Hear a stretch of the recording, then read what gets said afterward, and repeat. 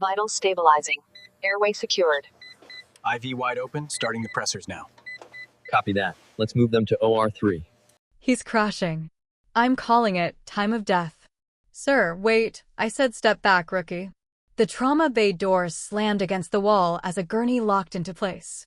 Monitors shrieked. A flatline tone cut through the room like a blade. The overhead lights burned white against blood-slick gloves and stainless steel. The surgeon ripped off his mask and threw it onto the instrument tray. We lost him. 23 minutes. That's protocol. The young medic at the foot of the bed didn't move. Sir, permission to attempt one more intervention. The surgeon turned slowly. Rank tabs. Silver Oak leaves. His voice dropped cold. You're an E3. You don't attempt anything. You assist. A nurse avoided eye contact.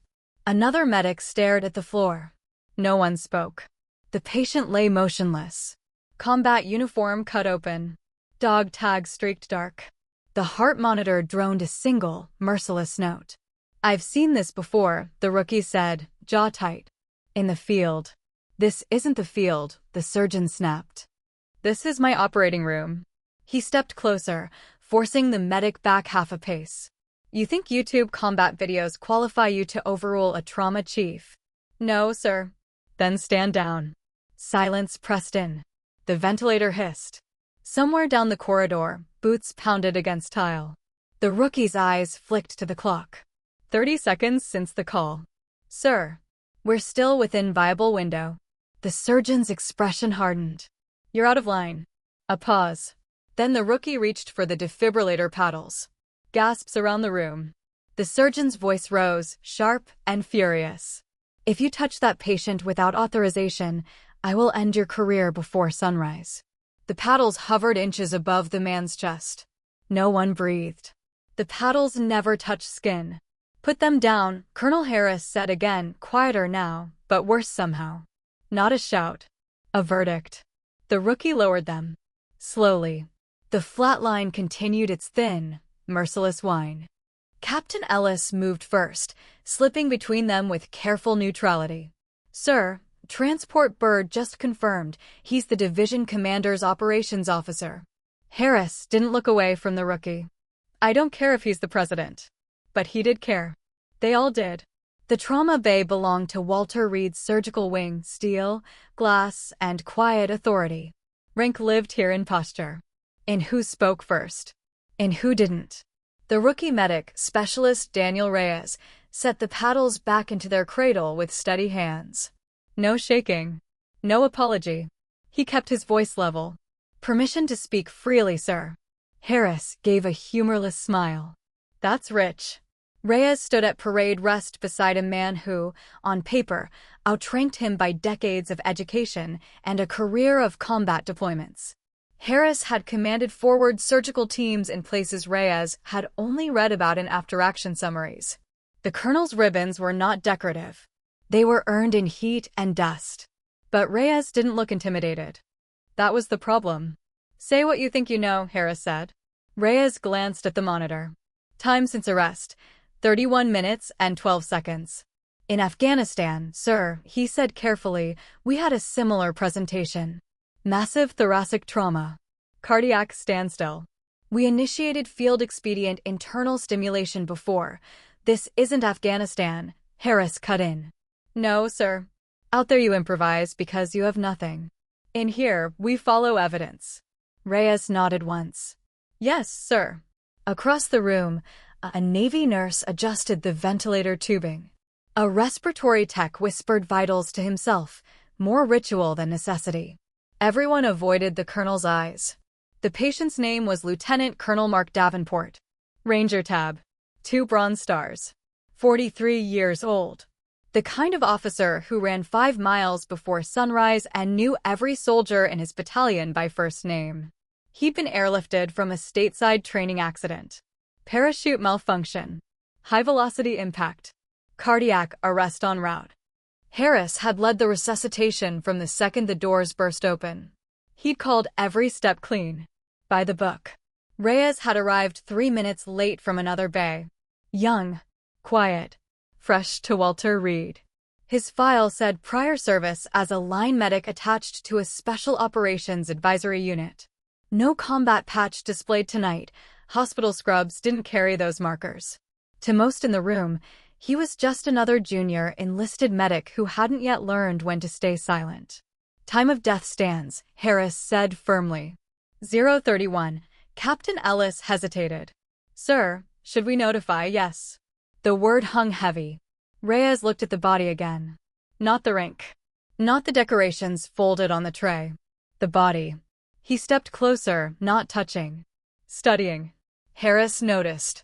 What are you doing? Assessing, sir. You already assessed. He's gone. Reyes's jaw flexed, but he kept his tone professional. With respect, sir, his pupils were reactive at minute 24. A beat. They fixed, Harris replied. Yes, sir. But there was residual. I will not debate neurophysiology with a specialist. The words weren't shouted. They didn't need to be. In military medicine, hierarchy wasn't decoration. It was structure. You followed the chain. You didn't freelance in a trauma bay. A corpsman near the wall shifted uncomfortably. Someone cleared their throat. The flatline continued. Reyes looked at the clock again. 32 minutes. Sir, he said quietly, in remote settings, we were trained to consider reversible electrical silence caused by traumatic cardiac stun. We used direct myocardial stimulation when external pacing failed. Harris's expression hardened. That's experimental. It's documented in Specialist. One word. A warning. Reyes went still. The colonel stepped closer until only inches separated them. You are in my operating room. You will respect my call. Yes, sir. The answer came without hesitation. But Reyes didn't look convinced. That unsettled Harris more than open defiance would have. In the corner, the chaplain had already been paged. A folded flag rested on a metal tray, brought preemptively by an orderly who understood how these nights usually ended. Outside the bay, boots echoed in the corridor, senior officers arriving. Word traveled fast when a lieutenant colonel went down. Harris straightened his shoulders. Authority restored. Decision made. Prepare the body, he ordered. No one moved immediately, because the rookie was still watching the monitor. And for half a second, so brief it could have been imagination, the flat line trembled. The tremor vanished. Flat line again. But Reyes had seen it. Sir. Not loud. Not challenging. Just there. Colonel Harris didn't turn. We're done. Sir, the monitor, artifact. Reyes stepped closer to the screen. It wasn't random interference. It was organized electrical, Harris spun. Enough. The word cracked across the room. 2 senior officers entered the trauma bay, 1 brigadier general, 1 full colonel from operations. Their presence shifted the air. Conversations outside stopped. Posture sharpened. The general looked at the covered body. Is that my S3? Harris answered immediately. Yes, sir. We did everything possible. Reyes didn't miss the phrasing. Everything possible. The general's jaw tightened. Time. 0031. The general nodded once. Controlled. Military. But his knuckles whitened against the rail of the gurney. Behind him, more staff gathered, nurses from adjacent bays, enlisted techs, administrative officers. Word had spread. A lieutenant colonel had died on the table. Public now. Harris gestured toward the door. Clear the area. Show respect. People began moving. Reyes didn't. Specialist, Harris said without looking at him. Reyes swallowed. Sir, I request 30 seconds. Harris exhaled sharply through his nose. Denied. Sir, I observed organized deflection on the monitor. It may indicate I said denied. The general's eyes shifted between them. Is there an issue?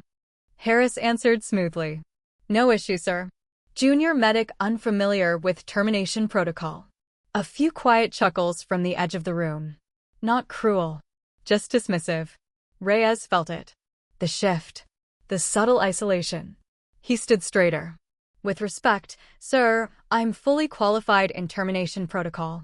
Harris's gaze hardened. You are qualified to assist. The brigadier general stepped closer. Colonel, if there's even a 1%, there isn't, Harris cut in, careful but firm. We're in full ACLS. Ultrasound confirmed cardiac standstill. Fixed pupils. Prolonged downtime. Continuing would be theatrics. The word landed heavy. The general nodded slowly, absorbing that. Reyes looked at the patient again. At the sternum. At the subtle bruising pattern from impact. He moved before he could overthink it. One step to the gurney. Harris's voice dropped to a dangerous calm. Do not touch him. Reyes stopped, but didn't retreat. In Helmand Province, Reyes said carefully, eyes still on the body, we had a team sergeant present identical signs after a blast overpressure event. Electrical silence. No mechanical activity on initial scan. Harris's jaw tightened. This is not a battlefield tent. No, sir.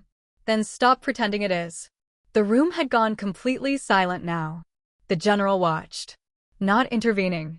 Measuring. Reyes kept his tone level. We performed direct internal cardiac stimulation through a rapid thoracic access. It restored organized rhythm long enough for definitive surgery. A nurse inhaled sharply. Harris stepped closer, lowering his voice so only those nearest could hear, though everyone strained to catch it. You are suggesting we crack open a division officer based on something you did in a sandstorm with no oversight. I'm suggesting we consider reversible traumatic myocardial stun. You are out of your depth. The words were precise. Public. Reyes's ears burned, but he didn't look away. Sir, with respect, if I'm wrong, we lose nothing. If I'm right, you're not. Harris turned to the general. Sir, continuing invasive measures without indication would be medically irresponsible. The general looked at Reyes. Young face. Enlisted stripes. No decorations visible in scrubs. What unit were you with? The general asked. Reyes hesitated half a beat. Attached advisory element, sir. Meaning? Special Operations Support. Harris interjected smoothly. Field medic rotations, sir. Limited scope. Reyes didn't correct him. The general studied Reyes for another second. Then looked back at Harris. You're the trauma chief. Yes, sir. And you're confident. Yes, sir. A long pause. The general nodded once. Decision made. Proceed with post-mortem protocol. The words hit like a door closing. An orderly stepped forward with the zipper bag. Reyes felt something shift inside his chest, not panic. Not anger. Time. He looked at the monitor again. 33 minutes. He leaned slightly toward the gurney, lowering his voice. Sir. Permission to check one last ultrasound window. Harris didn't even look at him this time.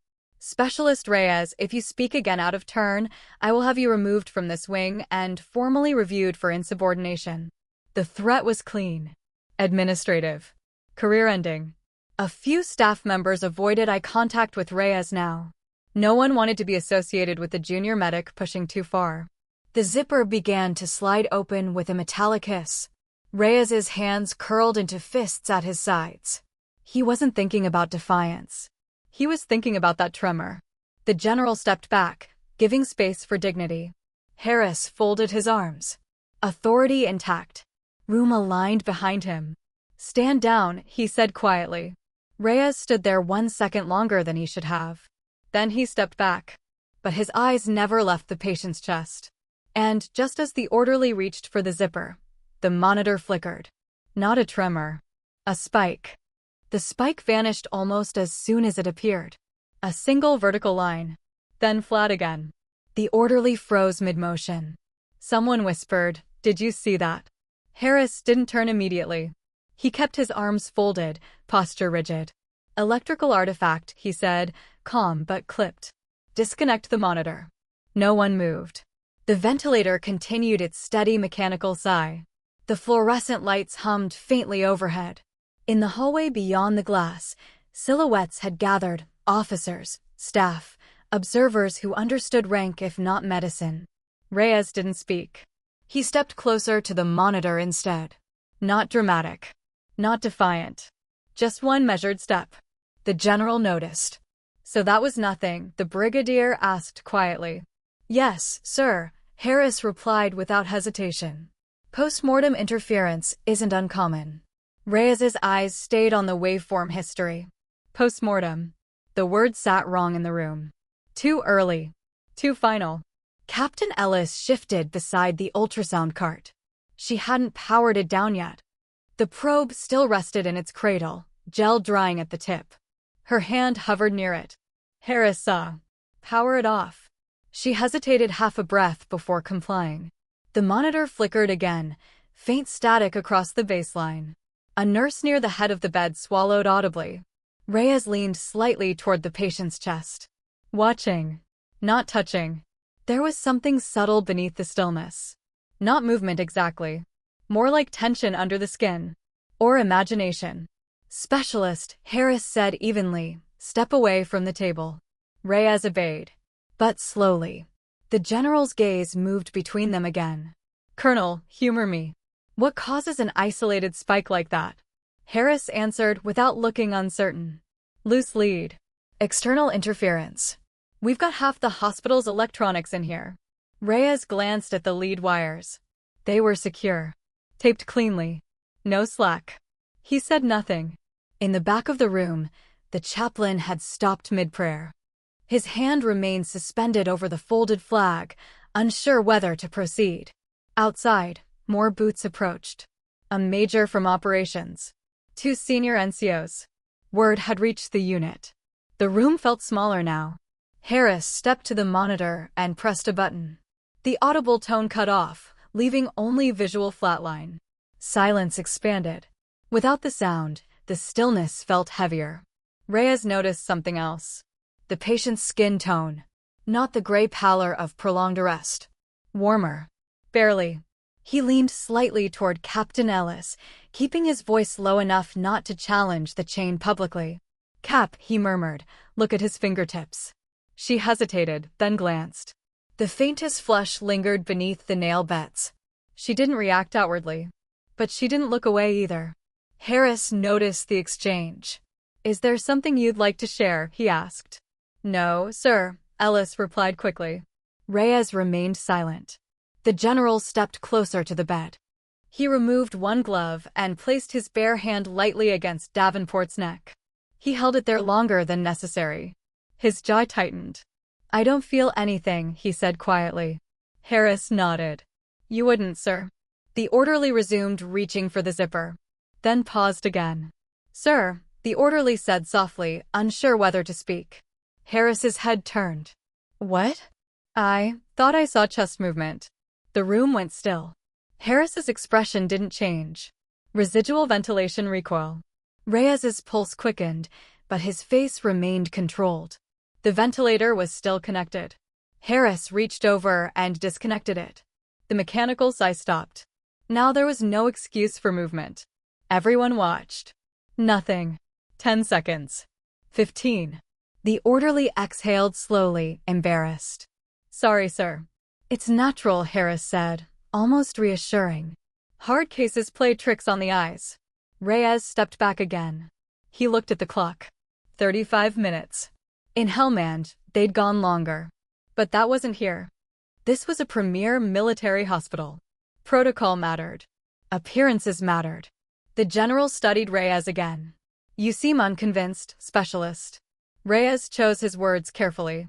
Sir, I believe there may be residual electrical potential not translating to mechanical contraction. Harris let out a quiet breath through his nose. We have ultrasound confirmation of cardiac standstill. Reyes glanced at the powered-down machine. From minute 27, he said. Harris's eyes narrowed slightly. Small detail. Too small for most to track. The general noticed that too. Colonel, the general said slowly, would a repeat scan change anything? Harris didn't answer immediately. That hesitation, barely a second, rippled outward. He straightened. It would not change the outcome, sir. But if it will put doubt to rest, he gestured sharply. Power it back on. Captain Ellis moved quickly this time. The ultrasound machine hummed to life. Reyes stepped aside, careful not to appear eager. Harris took the probe himself. Cold gel spread across Davenport's chest again. The screen flickered with grayscale shapes: ribs, shadow, lung artifact. Harris angled the probe. Adjusted. Pressed harder. Everyone leaned closer. The room was so quiet that the faint buzz of fluorescent lighting seemed deafening. On the monitor, the heart appeared. Still. Collapsed. No visible contraction. Harris held the probe steady for several seconds longer than before. Then he removed it. There, he said. Cardiac standstill. He stepped back. Captain Ellis stared at the screen a fraction longer than he did. Reyes watched her, not the monitor. She didn't speak, but her brow furrowed slightly. Almost imperceptible. The general looked at the frozen image. "Can you record that?" he asked. Harris nodded once. "Of course." As Ellis saved the clip, Reyes's eyes drifted back to the main cardiac monitor. Flat. Silent. Still. Then a faint quiver.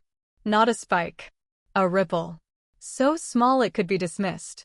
Except this time, 3 people saw it. Reyes, Captain Ellis, and the Brigadier General. No one said a word.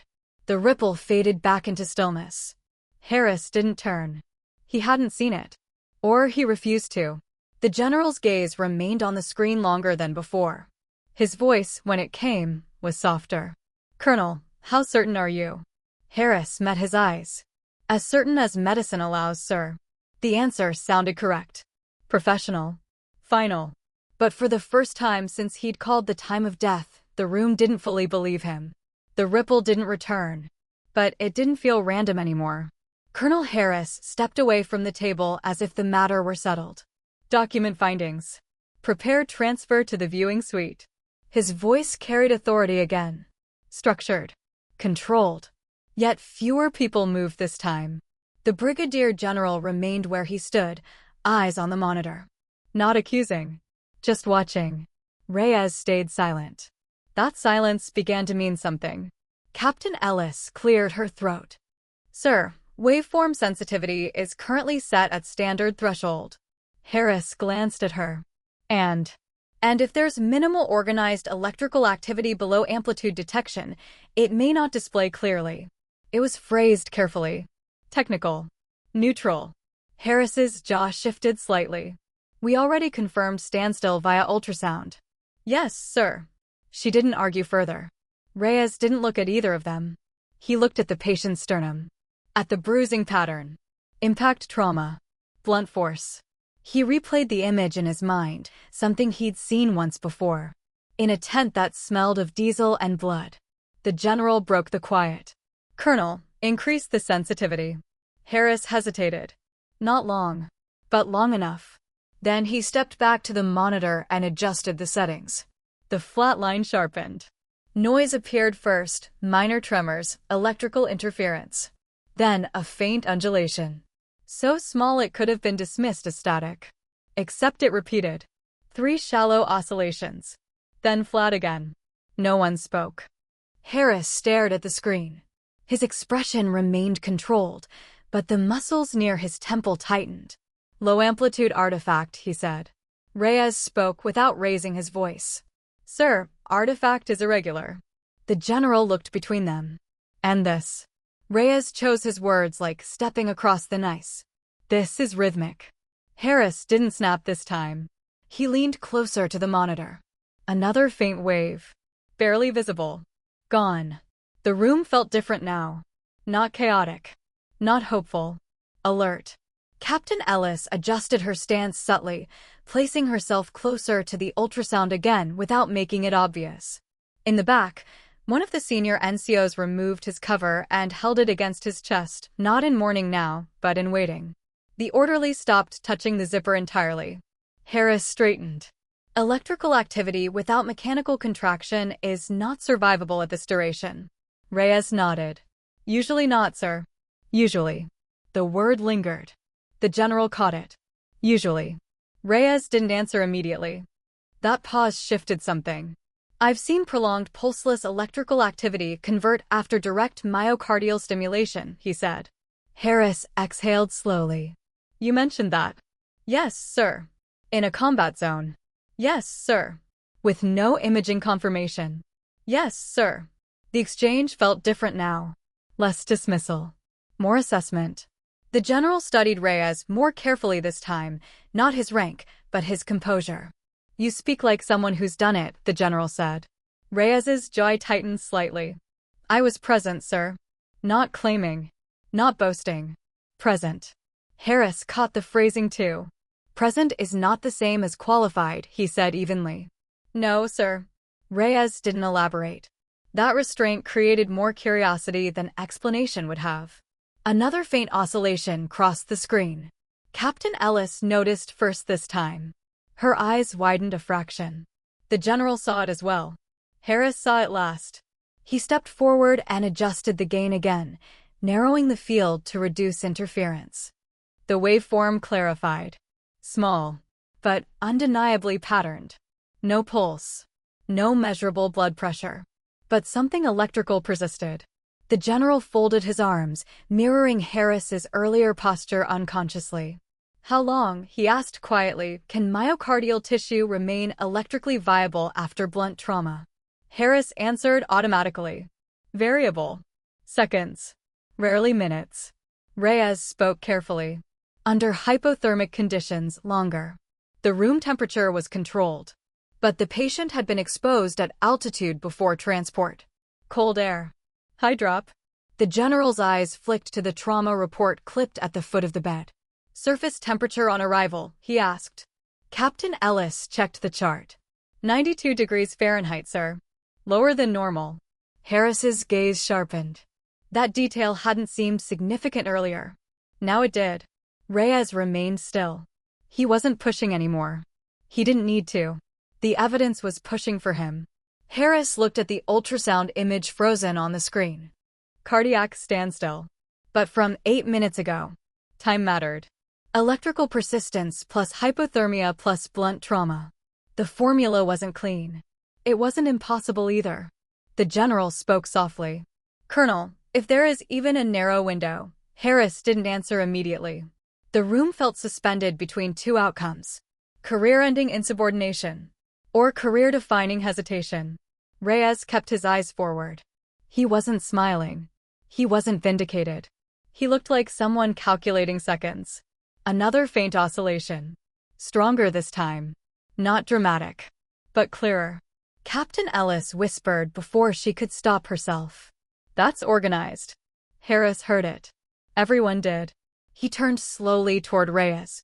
For the first time since the confrontation began, there was no irritation in his eyes. Only evaluation. You're very confident for a specialist, he said quietly. Reyes met his gaze without challenge. I'm confident in the physiology, sir. Not in himself.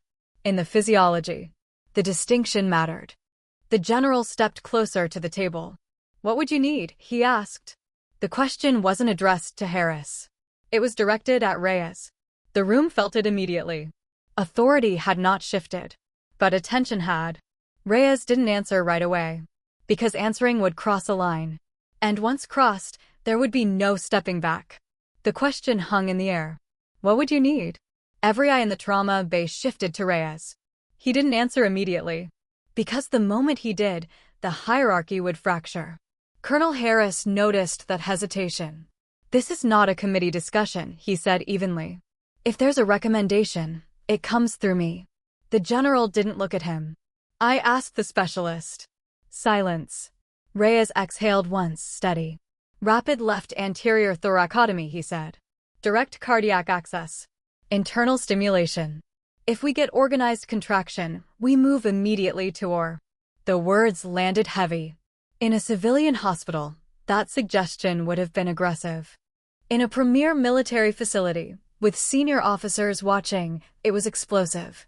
Harris stared at him. You're proposing we crack open a division officer based on low-amplitude electrical noise. No, sir, Reyes replied calmly. I'm proposing we act on organized electrical activity with hypothermic preservation and blunt myocardial stun. No shake in his voice. No bravado. Just clinical precision. The general looked at Harris. Can it be done? Harris's jaw tightened.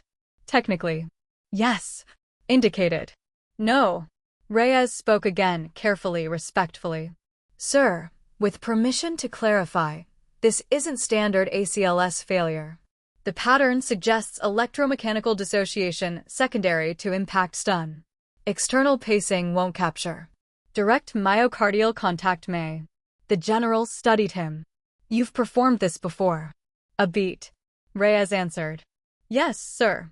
Harris cut in immediately. Observed, you said. Reyes didn't look at him. I performed it, he said quietly. The shift was subtle, but seismic. Harris's eyes sharpened. Under whose authority? Reyes held his gaze. Joint Special Operations Command Forward Surgical Attachment. Kandahar Province.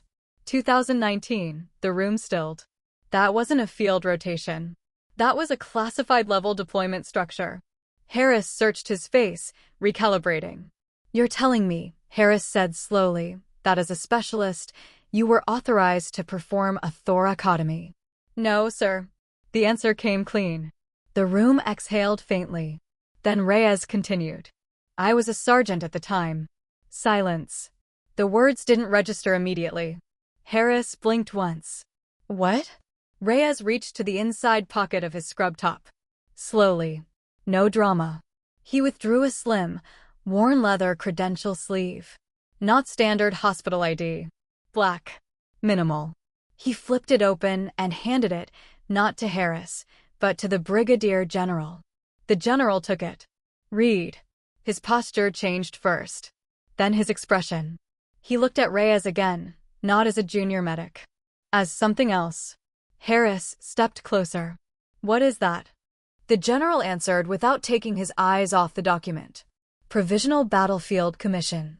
Emergency Surgical Authority under operational necessity. The words felt unreal in the sterile room. Harris's face drained slightly of color. That's not possible, he said quietly. It was, Reyes replied. No pride. No edge. Just fact. The General closed the credential slowly. Why are you wearing specialist rank? He asked. Reyes held his gaze. My commission was field expedient, sir. It expired with the deployment. I declined permanent track. Returned to enlisted service by choice. No one spoke. The weight of that settled heavily. Declined. Harris looked at him differently now, not threatened, but recalculating everything he'd said in the last 30 minutes. You performed it, the General said. Yes, sir. Outcome. Return of spontaneous circulation in 4 minutes. Patient survived evacuation. The General's jaw flexed. Harris stepped closer, voice lower now, not commanding.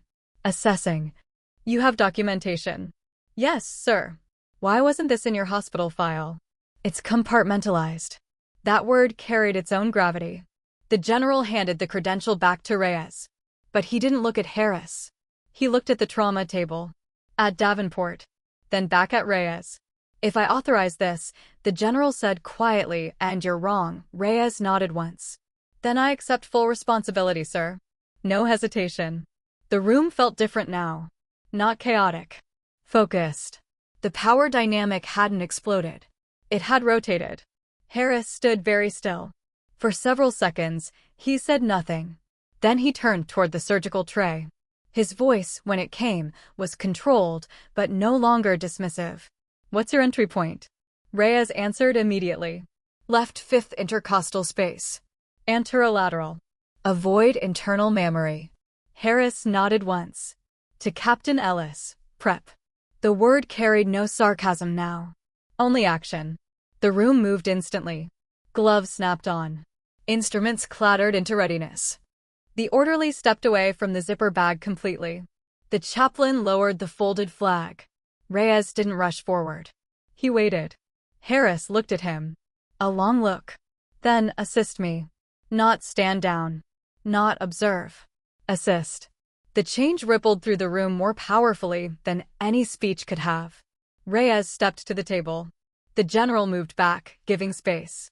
The incision was clean. Decisive. Steel met skin. The room tightened. Ribs spread. Direct cardiac exposure. Stillness. Harris looked at Reyes. Show me. Reyes reached in with gloved hands, steady, precise. He positioned his fingers against the myocardium. Applied controlled internal stimulation. Once. Twice. Nothing. A murmur of tension. Third attempt. A faint contraction.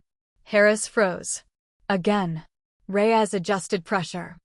Stimulated. The heart twitched. Stronger. Captain Ellis leaned toward the monitor. Organized rhythm forming, she said. Another contraction.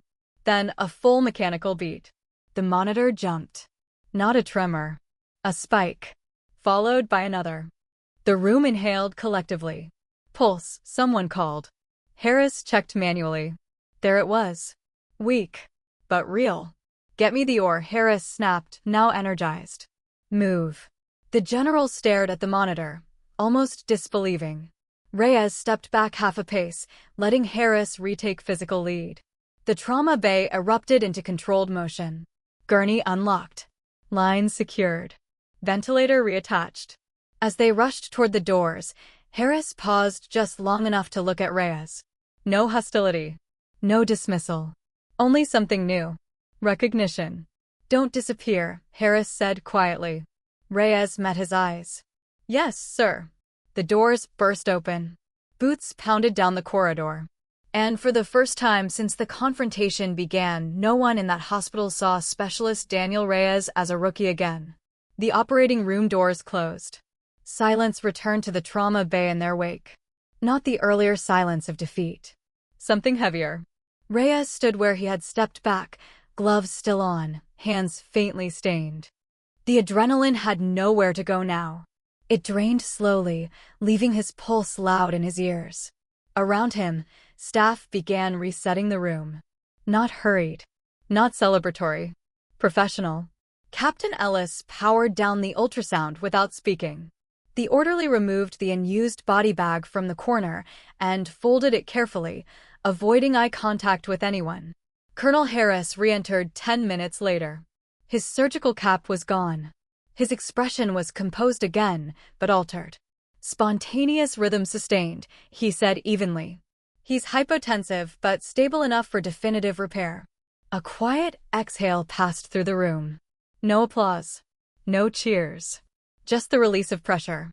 The brigadier general stood near the wall, arms crossed. He gave one short nod. Good work. It wasn't directed at anyone specific. But everyone knew. His gaze lingered briefly on Reyes before shifting back to Harris. Colonel, I'll need a full report. You'll have it, sir. The general paused, then added, include the specialist's involvement. Not optional. Not emotional. Documented. Yes, sir, Harris replied. The general left without further comment. The senior NCOs followed, quieter than before. The chaplain carried the folded flag out of the room and used. When the doors closed again, the room felt smaller. Reyes began stripping off his gloves. Harris watched him for a moment. You should have led with that credential, Harris said. Reyes didn't look defensive. It wasn't relevant until it was. Harris studied him. That's not how chain of command works. No, sir. A beat. But you forced the issue. Reyes nodded once. Yes, sir. There was no apology in it. But there was no defiance either. Harris stepped closer, lowering his voice so only those nearby could hear. You put me in a position where my authority was questioned in front of a general. It wasn't an accusation. It was a fact. Reyes met his eyes. That wasn't my intent, sir. But it was the result. Yes, sir. The colonel held his gaze another second. Then something shifted, just slightly. You were right, Harris said. The words were quiet. Controlled. But they were clear. Reyes didn't smile. We were right, sir. Harris noticed the phrasing. He gave a faint nod. Captain Ellis busied herself with charting, though her ears were tuned to every word. Harris folded his arms. Understand something, he said. In this hospital, protocol protects more than patients. It protects structure. Yes, sir. If you had been wrong, I know. No, Harris said. You don't. The colonel's voice wasn't angry now. It was tired. If you had been wrong, I would have had to recommend formal review. Not because I wanted to. Because I would have had to. Reyes absorbed that. That's fair, sir. Harris studied him again. Why decline the commission? It wasn't a casual question. Reyes took a moment before answering. Temporary authority made sense there, he said quietly. Here, it complicates things.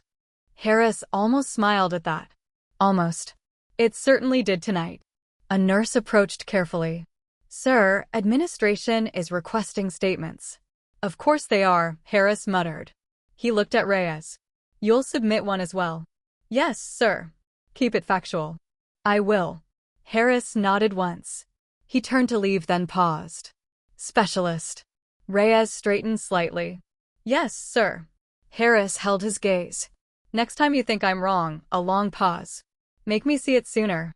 It wasn't surrender. It wasn't dominance. It was adjustment. Yes, sir. Harris left the bay. The room gradually returned to routine. Equipment sterilized. Surfaces wiped down. Reports logged. Captain Ellis finally approached Reyes. You could have said something earlier, she said quietly. I did, he replied. She gave him a look. You know what I mean. Reyes didn't answer. After a moment, she nodded slightly. You kept your composure. He shrugged faintly.